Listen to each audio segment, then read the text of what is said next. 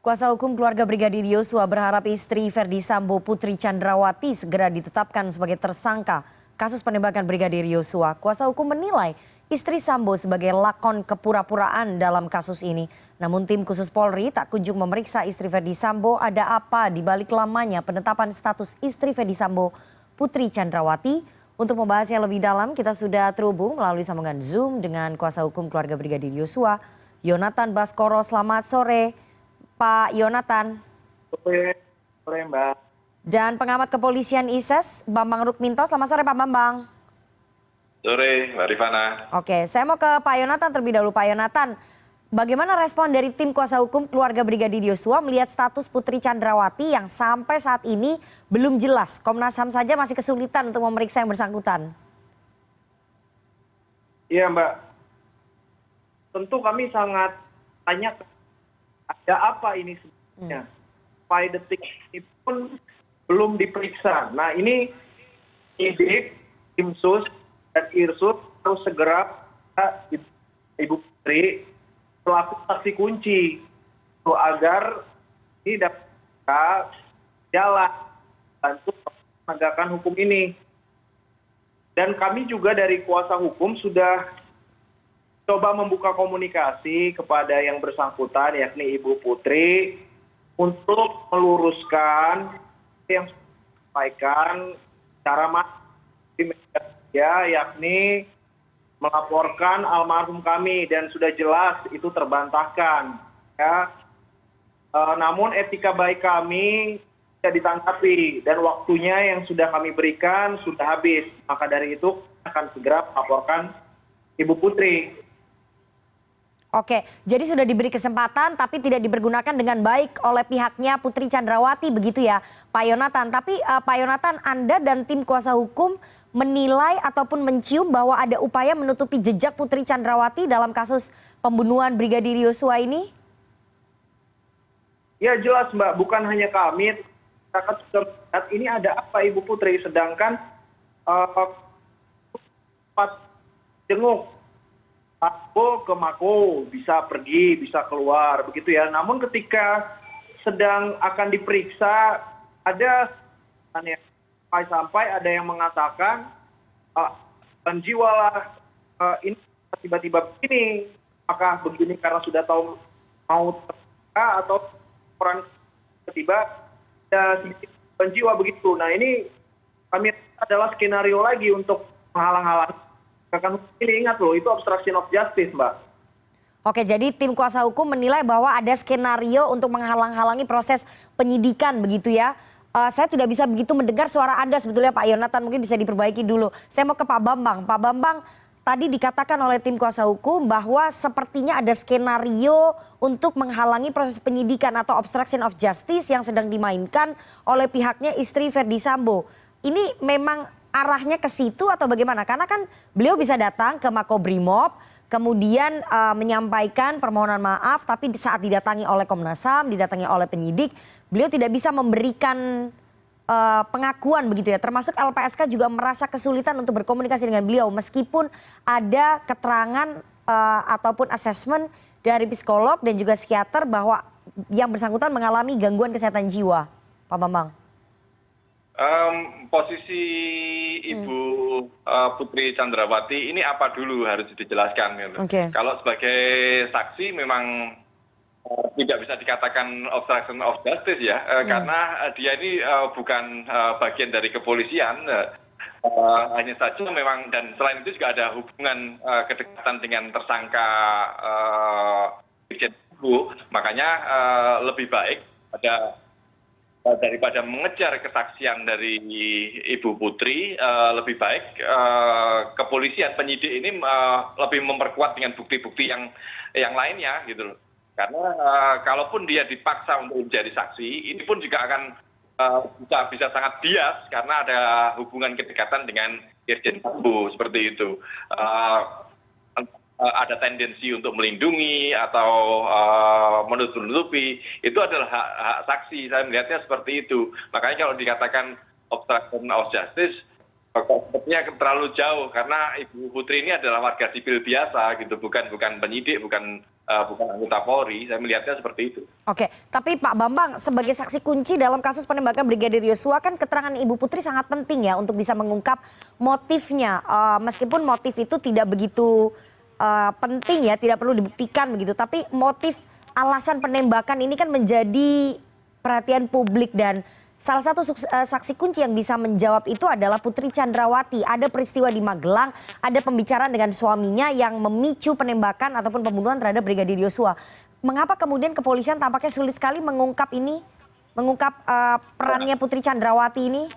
Ya, itu yang perlu dipertanyakan ke kepolisian ya, terkait dengan apa itu peran dia sebagai saksi kunci memang sangat vital dan dibutuhkan dalam penuntasan kasus ini. Tetapi warga tentunya dia juga berhak untuk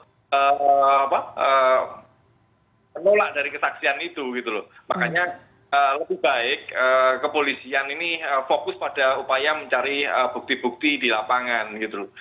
Itu yang lebih kuat karena kesaksian pun ini juga bisa sangat lemah karena ada hubungan kedekatan dengan tersangka tadi gitu loh, seperti itu. Pak Bambang, kita akan lanjutkan nanti Pak Yonatan juga karena kita harus azan maghrib terlebih dahulu. Kita akan kembali sesaat lagi.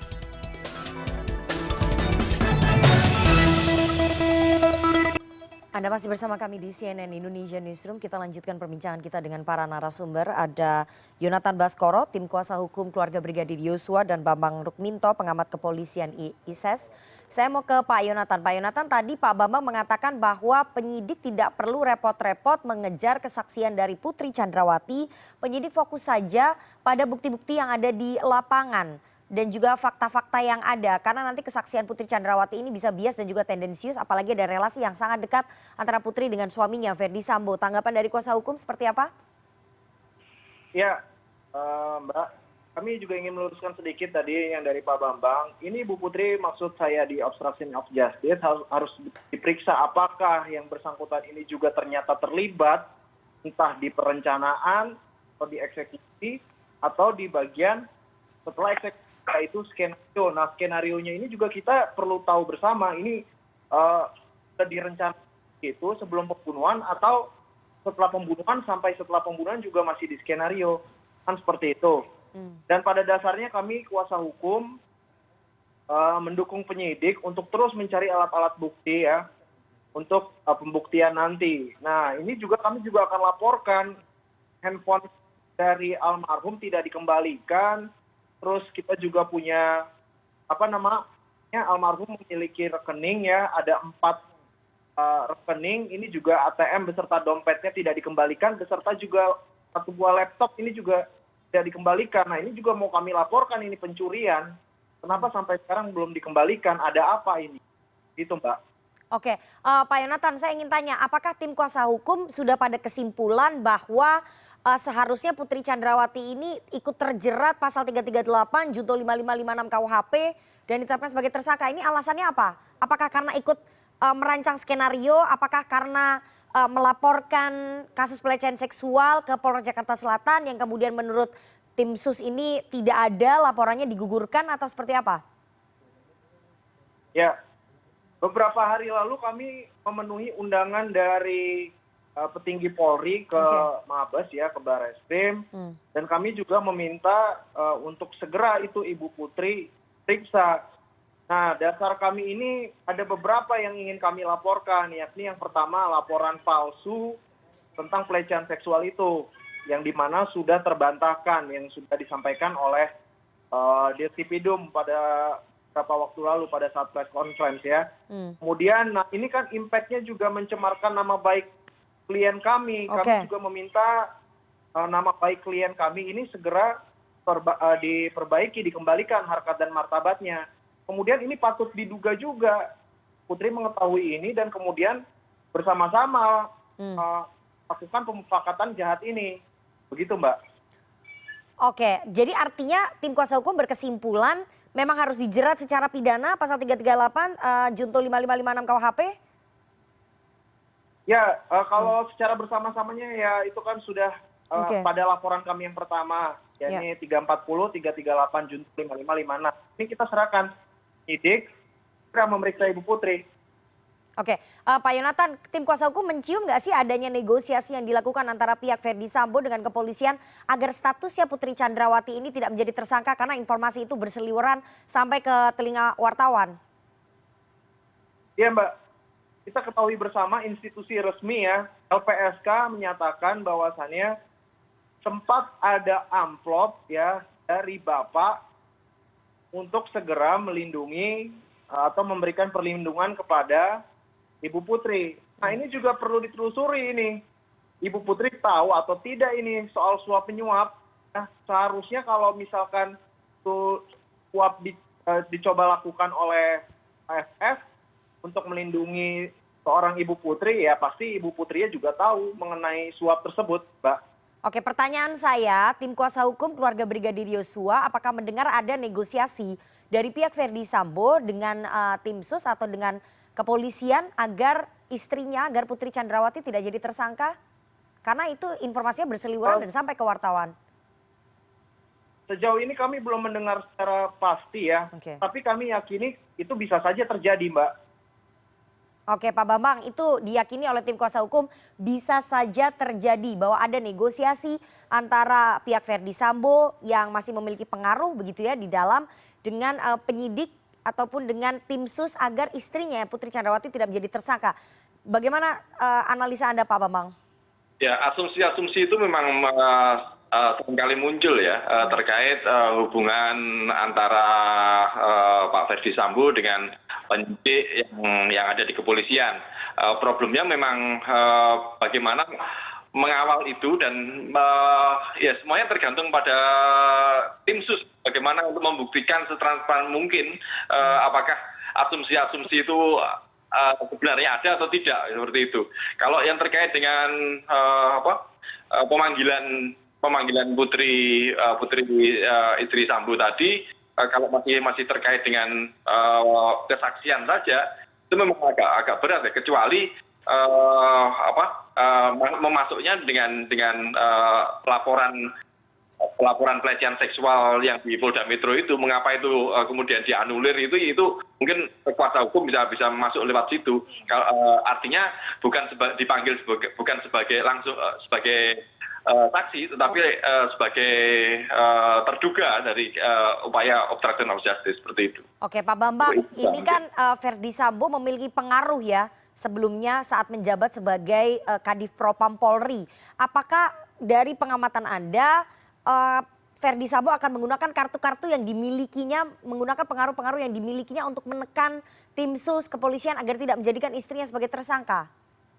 Upaya-upaya itu tentunya ada ya, karena memang jaringan ini sudah mengakar, bukan hanya sekedar relasi struktural atasan bawahan saja, tapi sudah menyebar juga terkait dengan relasi kultural, juga relasi politis, seperti itu. Makanya ini ada juga pertaruhan bagi tim sus untuk memastikan bahwa asumsi-asumsi yang di luar terjadi sampai saat ini itu tidak benar gitu loh. Karena selama ini asumsi-asumsi yang ada di masyarakat itu fakta-faktanya terjadi dan benar dengan penetapan Verdi Sambo sebagai tersangka, kemudian ada 35 orang yang diperiksa di internal, itu membuktikan bahwa asumsi-asumsi itu benar.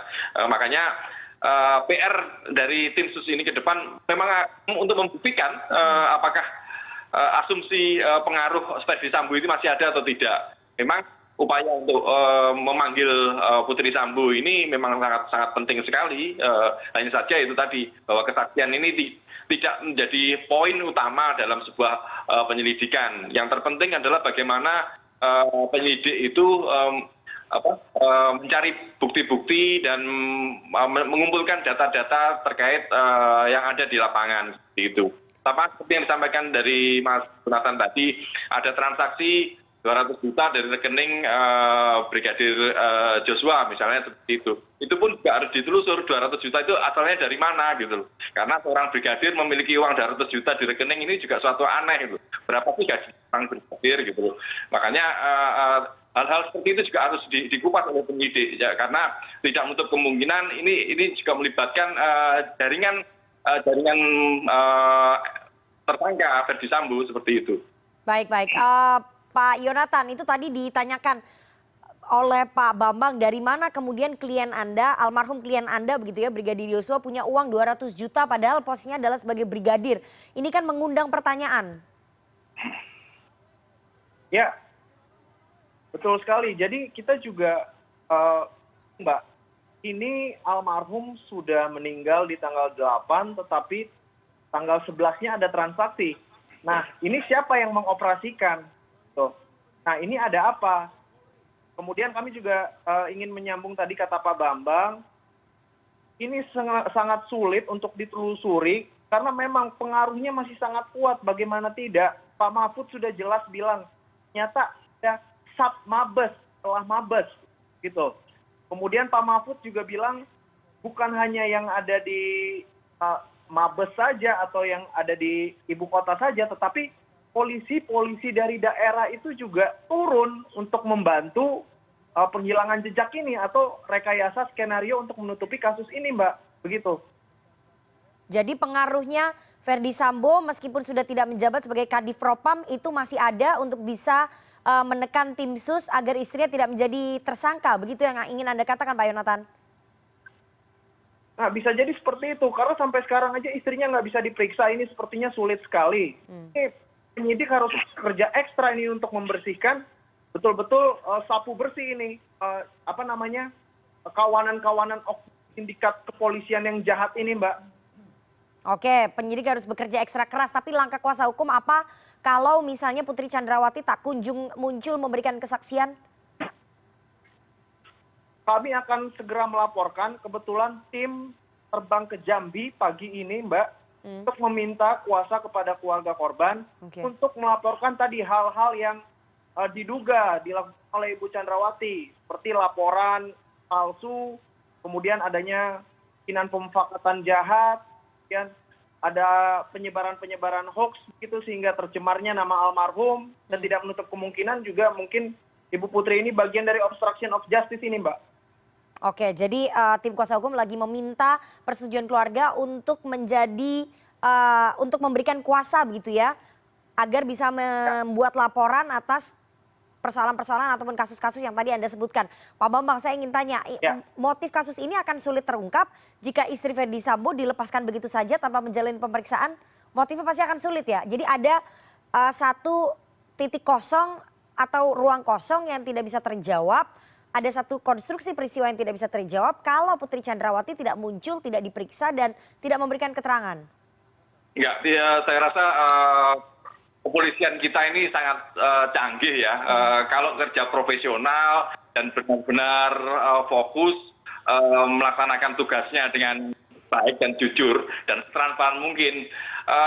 Putri Chandrawati ini mungkin ya salah satu titik saja gitu loh untuk mencari motif gitu. Tetapi banyak hal yang bisa dikejar gitu karena terkait mungkin transaksi keuangan, kemudian transkrip hubungan telepon, dan itu kalau itu bisa dibuka, missing ini akan segera terungkap gitu. Tidak harus pada Putri Chandrawati saja sebagai saksi gitu. Karena polisi profesional tentunya harus lebih mengedepankan bukti-bukti daripada kesaksian-kesaksian, karena kesaksian ini bisa miss dan bisa sumir, dan seringkali muncul dari asumsi-asumsi yang kita tidak bisa mempertanggungjawabkannya seperti itu. Oke, tapi kan sebagai warga negara semuanya sama di mata hukum, harusnya juga mau memberikan keterangan pada saat diminta oleh aparat kepolisian, begitu Pak Bambang. Tapi dengan adanya kesulitan dari para penyidik, LPSK dan juga Komnas HAM untuk meminta keterangan yang bersangkutan, meskipun dengan alasan asesmen dari psikolog ada gangguan kesehatan jiwa, ini tidak bisa menjadi alasan begitu. Kan semuanya harus sama, mau memberikan keterangan begitu. Ya, problemnya kan tadi kan yang saya sampaikan di awal tadi ya, ada hubungan kedekatan dengan tersangka. Hal seperti ini akan membuat sumir gitu, dan dia sebagai warga negara juga berhak kok untuk menolak untuk menjadi saksi gitu loh. Hanya saja ada pintu masuk tadi kalau Putri Chandrawati ini dijadikan tersangka terkait laporan palsu, kemudian pencemaran nama baik itu bisa dipaksa. Tapi kalau sebagai saksi dia berhak sebagai warga negara untuk menolaknya seperti itu. Baik, kita tunggu nanti bagaimana penyidikan crime scientific investigation yang dilakukan oleh tim sus. Kalau itu tadi yang saya tangkap dari apa yang disampaikan oleh Pak Bambang Rukminto bahwa penyidik tidak boleh bergantung pada kesaksian dari seorang Putri Chandrawati tapi harus mengumpulkan bukti-bukti di lapangan melalui crime scientific investigation tadi. Tapi kita juga tunggu langkah dari tim kuasa hukum keluarga Brigadir Yosua apakah mendapatkan kuasa dari keluarga untuk melaporkan Putri Chandrawati dan besok rencananya tim sus akan menetapkan status dari Putri Chandrawati. Kita tunggu bersama seperti apa statusnya. Terima kasih sekali dua orang narasumber yang sudah bergabung pada sore hari ini. Ada Bambang Rukminto, pengamat kepolisian dari ISES, dan juga Yonatan Baskoro, tim kuasa hukum keluarga Brigadir Yosua. Saya selalu Pak Yonatan dan juga Pak Bambang.